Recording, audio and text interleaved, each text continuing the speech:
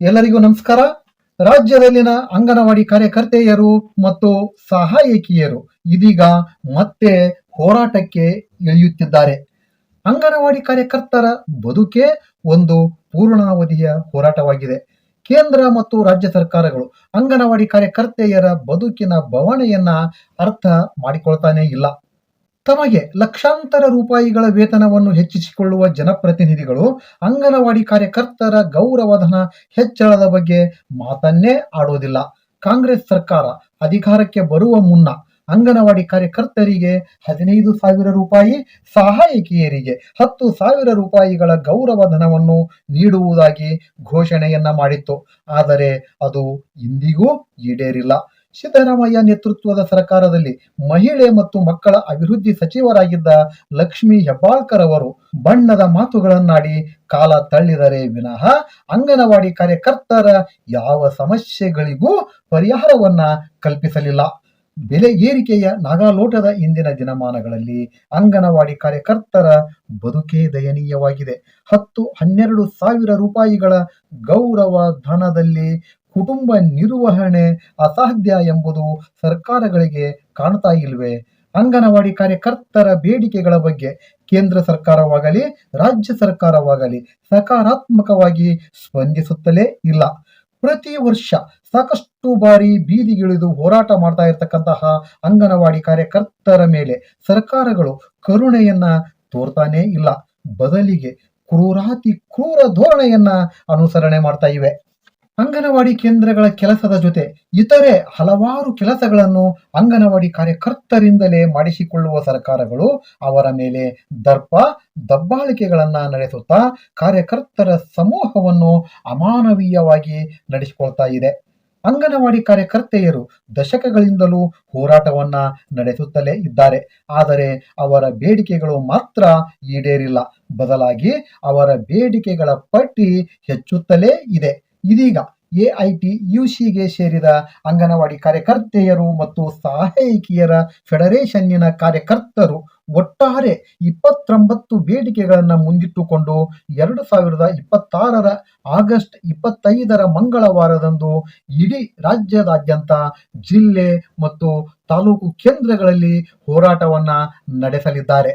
ಅವರು ಈ ಹೋರಾಟವನ್ನು ಯಾತಕ್ಕಾಗಿ ನಡೆಸ್ತಾ ಇದ್ದಾರೆ, ಅವರ ಬೇಡಿಕೆಗಳು ಏನು ಅನ್ನೋದನ್ನ AITUC ಸಂಘಟನೆಯ ಪ್ರಧಾನ ಕಾರ್ಯದರ್ಶಿಯಾದಂಥ ಜಯಮ್ಮ ಅವರು ಸವಿವರವಾಗಿ ಹೇಳಿದ್ದಾರೆ. ಅವರು ಏನೇನು ಹೇಳಿದ್ರು ಅನ್ನೋದನ್ನ ನಾವೀಗ ನೋಡೋಣ ಬನ್ನಿ. ಹೋರಾಟಗಾರರು ಹೋರಾಟದ ಹಾದಿಯಲ್ಲಿ 25ನೇ ತಾರೀಕು ಇದೇ ತಿಂಗಳು ಇಡೀ ರಾಜ್ಯಾದ್ಯಂತ ಎಲ್ಲ ಜಿಲ್ಲಾ ತಾಲೂಕುಗಳಲ್ಲಿ ಹೋರಾಟವನ್ನು ಹಮ್ಮಿಕೊಂಡಿದ್ದೇವೆ. ಜಿಲ್ಲಾ ಮಟ್ಟದಲ್ಲಿ ಅದೇ 25ನೇ ತಾರೀಕು ಫ್ರೀಡಂ ಪಾರ್ಕಲ್ಲಿ ಬೆಂಗಳೂರು ಜಿಲ್ಲೆಯಿಂದ ಹೋರಾಟವನ್ನು ಹಮ್ಮಿಕೊಂಡಿದ್ದು, ಈ ಹೋರಾಟದಲ್ಲಿ 29 ಬೇಡಿಕೆಗಳನ್ನಿಟ್ಟು ಹೋರಾಟವನ್ನು ನಡೆಸುತ್ತಿದ್ದೇವೆ. ಪ್ರಥಮವಾಗಿ ಗೌರವಧನವನ್ನು ಹೆಚ್ಚಳ ಮಾಡಬೇಕು, ಪ್ರತಿ ತಿಂಗಳು ಕೊಡಬೇಕು. ಹಾಗೆ ಏನು ಇವತ್ತು ಗ್ರ್ಯಾಚ್ಯುಟಿಯನ್ನು ಜಾರಿ ಮಾಡಿದ್ದಾರೆ 2011ರಿಂದ ಮಾಡಬೇಕು. ಅದು ಫೈನಾನ್ಸ್ ಒಪ್ಪಿಗೆ ಇದೆ ಅಂತೂ ಇಲ್ಲಿವರೆಗೂ ಆಗಿಲ್ಲ, ಅದನ್ನು ಕೂಡ ಜಾರಿ ಮಾಡಬೇಕು. ಹಾಗೆ BLO ಮತ್ತು SRA ಕೆಲಸ ಮಾಡ್ತಕ್ಕಂಥ ಕಾರ್ಯಕರ್ತೆಯರು ಬರೀ ಸರ್ವೆಗಳಿಂದಲೇ ಅಂಗನವಾಡಿ ಕಾರ್ಯಕರ್ತರು ಏಪ್ರಿಲ್-ಮೇಯಿಂದ ಅಂಗನವಾಡಿಯಲ್ಲಿ ಮಕ್ಕಳಿಗೆ ಪಾಠ ಮಾಡಲಿಕ್ಕೆ ಸಾಧ್ಯ ಆಗದೆ ಅಂತ ಪರಿಸ್ಥಿತಿಯಲ್ಲಿ ಕೆಲಸ ಮಾಡ್ತಾ ಇದ್ದಾರೆ. ಅದರಿಂದ ಈಗ SIRಲ್ಲಿ ಏನು ಆರಂಭ ಆಗಿದೆ 17ನೇ ತಾರೀಕು ಅಂತ ಹೇಳಿ ಅದು ಮುಗಿದಂಥ ಕಥೆ ಆಗಿದೆ.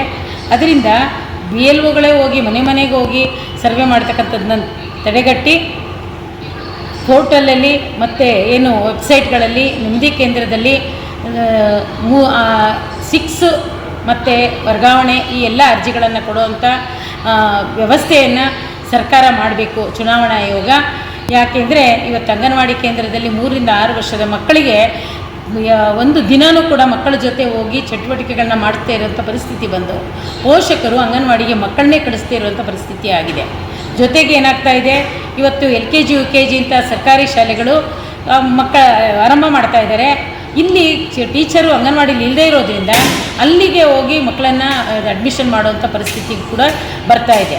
4 ವರ್ಷದವ್ರನ್ನೆಲ್ಲ ಅವ್ರು ತೊಗೊಳ್ತಾ ಇದ್ದರೆ, ನಮ್ಮ ICDS ಅಲ್ಲಿ ಈಗಾಗಲೇ ನಾವು 50 ವರ್ಷದಿಂದ 3 ರಿಂದ 6 ವರ್ಷದ ಮಕ್ಕಳು ಶಾಲಾ ಪೂರ್ವ ಶಿಕ್ಷಣ ಮಕ್ಕಳಂತ ಹೇಳಿ ಇಷ್ಟು ವರ್ಷ ಕೆಲಸ ಮಾಡ್ತಾ ಬಂದಿದ್ದೀವಿ. ಈಗ ಅದೇ ಕೇಂದ್ರ ಸರ್ಕಾರ 4 ವರ್ಷದಿಂದ ಶಾಲಾ ಪ್ರಾಂಗಣ ಅಂತ ತಂದಿದೆ. ಮತ್ತು ನಮ್ಮ ಮಕ್ಕಳು ಯಾವ ಏಜಿನ ಮಕ್ಕಳು, ನಾವು ಯಾರಿಗೆ ಅಡ್ಮಿಷನ್ನು, ಅದರೊಳಗಡೆ ಆ ಶಿಕ್ಷಣ ಇಲಾಖೆಯವರು ಏನು ಮಾಡ್ತಾ ಇದ್ದಾರೆ, 3 ವರ್ಷದವ್ರನ್ನೆಲ್ಲ ಮತ್ತೆ ಎನ್ರೋಲ್ ಮಾಡ್ಕೊಳ್ತಾ ಇದ್ದಾರೆ. ಇಲ್ಲಿ ಮಕ್ಕಳೇ ಬರ್ತಾ ಇಲ್ಲ. ಯಾಕೆಂದರೆ ಅಂಗನವಾಡಿ ಕಾರ್ಯಕರ್ತೆಯರು ಅಂಗನವಾಡಿ ಕೇಂದ್ರದಲ್ಲಿರೋದೆಲ್ಲ ಯಾವಾಗಲೂ ಸರ್ವೆಗಳಲ್ಲಿರ್ತಾರೆ, ಯಾರೂ ಇರೋದಿಲ್ಲ ಅನ್ನೋ ಒಂದು ದೂರಿನ ಮೇರೆಗೆ ಈ ಇಲಾಖೆಯನ್ನು ಸ್ಟ್ರೆಂಥನ್ ಮಾಡೋದು ಬಿಟ್ಟು ಇವತ್ತು ಅದು ನಿಷ್ಕ್ರಿಯ ಆಗುವಂಥದ್ದು, ಅದನ್ನು ನಶಿಸಿ ಹೋಗುವಂಥ ಸಂದರ್ಭಕ್ಕೆ ತರುವಂಥ ಪರಿಸ್ಥಿತಿ ಬಂದಿದೆ ಅಂತ ಹೇಳಿ ಇವತ್ತು ನಾವು ಏನು ಜಾತಿ ಪ್ರಮಾಣ ಪತ್ರವನ್ನು ಸರ್ಕಾರ ಮನೆ ಮನೆಗೆ ಹಂಚೋದಕ್ಕೆ ಆಹ್ವಾನ ಮಾಡ್ತಾ ಇದ್ದಾರೆ. ಗೃಹಲಕ್ಷ್ಮಿಯನ್ನು ಸರ್ವೆ ಮಾಡಲಿಕ್ಕೆ ಆಹ್ವಾನ ಮಾಡಿದ್ದಾರೆ. ಅದನ್ನು ಮಾಡಿಕೊಂಡು ಅಂಗನವಾಡಿ ಕಾರ್ಯಕರ್ತೆಯರು ಆ ಕೆಲಸವನ್ನು ಮಾಡಲಿಕ್ಕೆ ಸಾಧ್ಯ ಇಲ್ಲ ಅಂತ ಹೇಳಿ ನಾವು ಬಹುಮುಖ್ಯವಾಗಿ ನಾವು ಹೋರಾಟವನ್ನು ಹಮ್ಮಿಕೊಂಡಿದ್ದೇವೆ. ಇವತ್ತೇನು SIR ಅಲ್ಲಿ ನಿಧನರಾದವರಿಗೆ ಕೂಡ 30 ಲಕ್ಷ ಪರಿಹಾರವನ್ನು ಕೊಡಬೇಕು.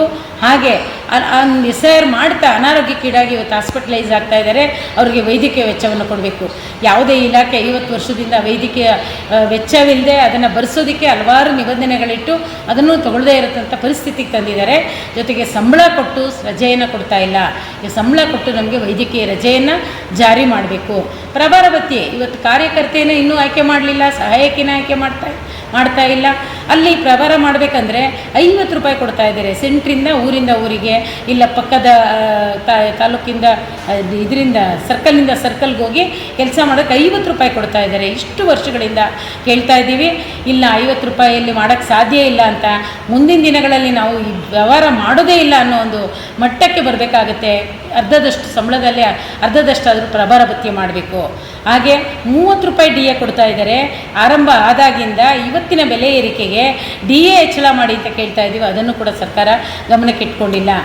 ಮತ್ತು ಏನಿವತ್ತು ಕೊಡ್ತಕ್ಕಂಥ ಸಮವಸ್ತ್ರ ಇದೆ 2022ರಲ್ಲಿ ನಿಗದಿ ಏನಾಗಿದೆ, ಮೆಂತ್ಯ ಕಲರು ಕಾರ್ಯಕರ್ತೆಗೆ ಮತ್ತು ಮೆರೂನ್ ಕಲರ್ ಸಹಾಯಕಿಗೆ ಅಂತ ಏನಿದೆ, ಅದರ ನಿಬಂಧನೆಗೊಳಪಟ್ಟು ಯೂನಿಫಾರಮ್ಮು ಸಪ್ಲೈ ಆಗ್ತಾಯಿಲ್ಲ, ಸರಬರಾಜು. ಇದನ್ನು ಈ ಥರ ಸರಬರಾಜಾಗಿ ಕಳಪೆ ಸಮವಸ್ತ್ರವನ್ನು ಕೊಟ್ಟು ಹಣವನ್ನು ವ್ಯಯ ಮಾಡ್ತಕ್ಕಂಥ ಅಧಿಕಾರಿಗಳು ಕ್ರಮ ಕೂಡ ಕೈಗೊಳ್ಳಬೇಕು. ಉತ್ತಮ ಸಮವಸ್ತ್ರವನ್ನು ಸರಬರಾಜು ಮಾಡಬೇಕು ಅಂತ ಕೇಳ್ಕೊಳ್ತಾ ಇದ್ದೇವೆ. ಹಾಗೆ ಅಂಗನವಾಡಿ ಕಟ್ಟಡಗಳಿಗೆ ಕಟ್ಟಡ ನಿರ್ವಹಣೆಗೆ ಮತ್ತು ಪೋಷಣ ಅಭಿಯಾನದ ಅಡಿಯಲ್ಲಿ ಸಕ್ಷಮ ಅಂಗನವಾಡಿ ಅಂತ ಕೈತೋಟಗಳಿಗೆ ಅಂತ ಹಣ ಬಿಡುಗಡೆ ಮಾಡ್ತಾರೆ. ಅದನ್ನು ಕೈತೋಟ ಇವೆಲ್ಲವನ್ನು ಮಾಡಿಸೋದ್ರ ಬದಲು ಹಣವನ್ನು 4 ಗಿಡಗಳನ್ನ ಕೊಟ್ಟು ಹಣವನ್ನು ಡ್ರಾ ಮಾಡೋದು, ಮತ್ತು ಬೇರೆ ಬೇರೆ ಇದು ಏನು ಡಿವೈಸರು ಇದನ್ನು ತೊಗೊಳ್ಳಿ ಅಂತ ಹೇಳೋದು, ಒಟ್ಟಿನಲ್ಲಿ ಹಣ ಹಾಕೋದು ಮತ್ತು ಅದನ್ನು ಡ್ರಾ ಮಾಡೋದು. ಈ ವ್ಯವಸ್ಥೆಯಿಂದ ಕೈ ಬಿಡಬೇಕು. ಏನೇ ನೀವು ಕೊಡ್ತೀರಿ, ಯಾವ ಉದ್ದೇಶ ಕೊಡ್ತೀರಿ, ಆ ಉದ್ದೇಶಕ್ಕೆ ಆದೇಶ ಹೊರಡಿಸಿ ಕೆಲಸ ಕೊಡಬೇಕು ಅಂತ ಕೇಳ್ಕೊಳ್ತೇವೆ. ಹಾಗೆ ಮೊಟ್ಟೆಯನ್ನು ಪ್ರತಿ ಬೆಲೆ ಅಂತೂ ಗಗನಕ್ಕೆ ಹೋಗಿದೆ. ಆದರೆ 25 ಕೊಡಬೇಕು ಅಂತ ಹೇಳ್ತಕ್ಕಂಥ ಅಧಿಕಾರಿಗಳ ಇದು ಧೋರಣೆ ಸರಿಯಲ್ಲ. ಏನಿವತ್ತು ಹಣ ಕೊಡ್ತಾ ಇದ್ದೀರಿ ಅದಕ್ಕೆ ಎಷ್ಟು ಬರುತ್ತೆ ಅಷ್ಟನ್ನು ಕಾರ್ಯಕರ್ತರು ಕೊಡ್ತಾರೆ. ಇಲ್ಲ ದನವನ್ನು ಹೆಚ್ಚಳ ಮಾಡಬೇಕು, ಮೊಟ್ಟೆ ದರವನ್ನು ಹೆಚ್ಚಳ ಮಾಡಿ ಇವತ್ತು ಮಹಿಳೆಯರ ಮಕ್ಕಳ ಪೌಷ್ಟಿಕ ಅಭಿವೃದ್ಧಿಗೆ ಏನಿದೆ ಇಲಾಖೆ ಅದನ್ನು ಸದೃಢ ಮಾಡಬೇಕು ಅಂತ ಕೇಳ್ಕೊಳ್ತೇವೆ. ಆದರೆ ಕೇಂದ್ರ ಸರ್ಕಾರ ಇಲ್ಲಿವರೆಗೂ ಕೂಡ ಯಾವುದೇ ಬೆಲೆ ಏರಿಕೆಯನ್ನು ಹೆಚ್ಚಳ ಮಾಡಲಿಲ್ಲ. ಕೇಂದ್ರ ಸರ್ಕಾರ ಯಾವುದೇ ಬೆಲೆ ಏರಿಕೆಗೆ ತಕ್ಕಂತೆ ಆಹಾರದ ಬೆಲೆಯನ್ನು ಜಾಸ್ತಿ ಮಾಡಲಿಲ್ಲ. ಇವತ್ತು ಕಾರ್ಯಕರ್ತರ ಗೌರವಧನವನ್ನು ಹೆಚ್ಚಳ ಮಾಡಲಿಲ್ಲ. ಅಲ್ಲಿ ಕೂಡ ನಾವು ಹೋರಾಟವನ್ನು ಮಾಡಿದ್ದೇವೆ. ಆದರೆ ಈಗಲೂ ಕೂಡ ಮಾಡಲಿಕ್ಕೆ ಇನ್ನೊಂದಷ್ಟು ತಯಾರಿ ಮಾಡ್ತಾ ಇದ್ದೇವೆ. ಈಗ ರಾಜ್ಯ ಸರ್ಕಾರ 6ನೇ ಗ್ಯಾರಂಟಿಯಾಗಿ ಏನು ಪ್ರಿಯಾಂಕಾ ಗಾಂಧಿ ಘೋಷಣೆ ಮಾಡಿದರು ಆ ರೀತಿ 15,000 ಕಾರ್ಯಕರ್ತೆಗೆ 10,000 ಸಹಾಯಕಿಗೆ ಕೊಡಬೇಕು. ಏಕೆಂದರೆ ನಮಗೆ ಗೃಹಲಕ್ಷ್ಮಿ ಕೊಡ್ತಾ ಇದ್ದೀವಿ ಅಂತ ನೀವು ತಾತ್ಸಾರ ಮನೋಭಾವ ಬೇಡ. ಆ ಗೃಹಲಕ್ಷ್ಮಿನ ತಡೆ ಹಿಡಿದ್ರೂ ಪರವಾಗಿಲ್ಲ ನಮ್ಮ ಕಾರ್ಯಕರ್ತೆಯರಿಗೆ, ಆದರೆ ನೀವು 6ನೇ ಗ್ಯಾರಂಟಿಯನ್ನು ಜಾರಿ ಮಾಡಬೇಕು ಅಂತ ಮಾನ್ಯ ಮುಖ್ಯಮಂತ್ರಿಗಳಲ್ಲಿ ನಾವು ಮನವಿ ಮಾಡ್ತೇವೆ. ಇವತ್ತು ಇಲಾಖಾ ಸಚಿವರು ಇಲ್ಲದೆ ಎಲ್ಲ ಇಲಾಖಾ ಸಚಿವರಿದ್ದಾರೆ, ನಮ್ಮ ಸಚಿವರು ಎಲ್ಲಿ ಅಂತ ನಾವು ಯೋಚನೆ ಮಾಡ್ತಾ ಇದ್ದೇವೆ. ಯಾಕೆಂದರೆ ಇಲಾಖೆ 3 ವರ್ಷಗಳಿಂದ ತುಂಬ ಅವ್ಯವಸ್ಥಿತವಾಗಿ ನಡೆಯುವಂಥ ಪರಿಸ್ಥಿತಿ ಇದೆ. ಅದನ್ನು ಸದೃಢವಾಗಿ ನಡೆಸತಕ್ಕಂಥ ಒಬ್ಬ ಮಹಿಳಾ ಸಚಿವರನ್ನ ಕೊಡಬೇಕು ಅಂತ ನಾವು ಇವತ್ತು ಕೇಳ್ಕೊಳ್ತಾ ಇದ್ದೇವೆ. ಯಾವುದೇ ವಿಚಾರವಾಗಲಿ ಇವತ್ತು ರಾಜ್ಯ ಮಟ್ಟದಲ್ಲಿ ಕೇಂದ್ರ ನಿರ್ದೇಶಕರ ಕಚೇರಿಯಲ್ಲಿ ಯಾವುದೇ ಸಭೆಗಳಿಲ್ಲದೆ ಇರೋ ಯೋಜನೆಗಳು ಇವೆಲ್ಲವೂ ಬರ್ತಾ ಇರೋದ್ರಿಂದ ಎಲ್ಲ ಕಾರ್ಯಕರ್ತರಿಗೆ ನಾವು ಕೂಡ ಯಾವ ರೀತಿ ವಿಚಾರಗಳನ್ನು ಹೇಳಲಿಕ್ಕೂ ಕೂಡ ಆಗದೆ 3 ತಿಂಗಳಿಗೊಮ್ಮೆ ಆದರೂ ಸಂಘಟನಾಕಾರನ ಕರೆದು ಸಭೆ ಮಾಡಬೇಕು ಅಂತ ನಾವು ಮನವಿ ಮಾಡ್ತಾ ಇದ್ದೇವೆ. ಹಾಗೆ ಏನಿವತ್ತು ಮೇಲ್ವಿಚಾರಕರು ಇವರೆಲ್ಲರದ್ದು ಕೊರತೆ ಇದೆ. ಎಷ್ಟೋ ಜಿಲ್ಲೆಗಳಲ್ಲಿ ಇಬ್ಬರಿಬ್ಬರೇ ಮೇಲ್ವಿಚಾರಕರು ಕಾರ್ಯಕರ್ತರು ಇವತ್ತು ಅವ್ರ ಜೊತೆ ಎಲ್ಲ ರಿಪೋರ್ಟ್ಗಳು ಮಾಡೋವಂಥ ಪರಿಸ್ಥಿತಿ ಇದೆ. ಅದರಿಂದ ಖಾಲಿ ಇರ್ತಕ್ಕಂಥ ಅಧಿಕಾರಿಗಳನ್ನ ಕೂಡ ಮೇಲ್ವಿಚಾರಕರನ್ನು ತುಂಬಬೇಕು ಅಂತ ಕೇಳ್ತೀವಿ. ಅನುಕಂಪದ ಆಧಾರದಲ್ಲಿ ಇವತ್ತು ಕೆಲಸವನ್ನು ಕೊಡಬೇಕು ಅಂತ ಇದೆ. ಕಾರ್ಯಕರ್ತೆ ಮತ್ತು ತಾಯಿ ಮಗಳು ಮತ್ತು ಸೊಸೆ ಕೊಡ್ತಾ ಇದ್ದಾರೆ. ಆದರೆ ಕಾರ್ಯಕರ್ತೆ ವಾಸಸ್ಥಳ ಅಂತ ಇದೆಯಲ್ಲ, ಊರಿಂದ ಊರಿಗೆ ಓಡಾಡ್ತಕ್ಕಂಥ ಕಾರ್ಯಕರ್ತೆ ನಿಧನ ಹೊಂದಿದರೆ ಆಕೆ ಎಲ್ಲಿ ಬೇರೆ ಏರಿಯಾದಲ್ಲಿ ಮಾಡ್ತಾ ಇದ್ದಾಳೆ ಅಲ್ಲಿ ವಾಸಸ್ಥಳ ತಗೊಳ್ಳಿಕ್ಕೆ ಸಾಧ್ಯವಾಗದೆ ಇವತ್ತು ಕಾರ್ಯಕರ್ತೆ ಮಗಳು ವಂಚನೆ ಆಗ್ತಾ ಇದ್ದಾಳೆ. 4 ವರ್ಷಗಳಿಂದ ಅವರು ಈ ಇಲಾಖೆಯಲ್ಲಿ ಬೇಡ್ಕೊಳ್ತಾ ಇದ್ದಾರೆ, ಸಕಲೇಶ್ವರದಲ್ಲಿ ಮತ್ತು ಚಿತ್ರದುರ್ಗದಲ್ಲಿ.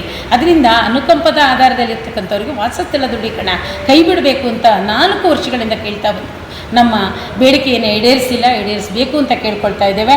ಹಾಗೆ ಇವತ್ತೇನು ಅಂಗನವಾಡಿಗಳಲ್ಲಿ ಬೇರೆ ಇಲಾಖೆಯಲ್ಲಿ ಏಜ್ ಇದೆ, ಏನು 30 SC-ಗೆ ST-ಗೆ ಈ ರೀತಿ ಕ್ಯಾಟಗರಿ ಮೇಲೆ ಅವರು ಕೆಲಸವನ್ನು ಕೊಡ್ತಾರೆ. ಅದೇ ರೀತಿ ಕೂಡ ನಮ್ಮ ಮಹಿಳಾ ಮತ್ತು ಮಕ್ಕಳ ಅಭಿವೃದ್ಧಿ ಇಲಾಖೆಗೂ ಕೂಡ ಕ್ಯಾಟಗರಿ ವೈಸು ಕೆಲಸಕ್ಕೆ ತಗೊಳ್ಳೋ ಅಂಥ ವಯಸ್ಸಿನ ಮಿತಿಯನ್ನು ಜಾಸ್ತಿ ಮಾಡಬೇಕು ಅಂತ ಕೇಳ್ಕೊಳ್ತಾ ಇದ್ದೇವೆ.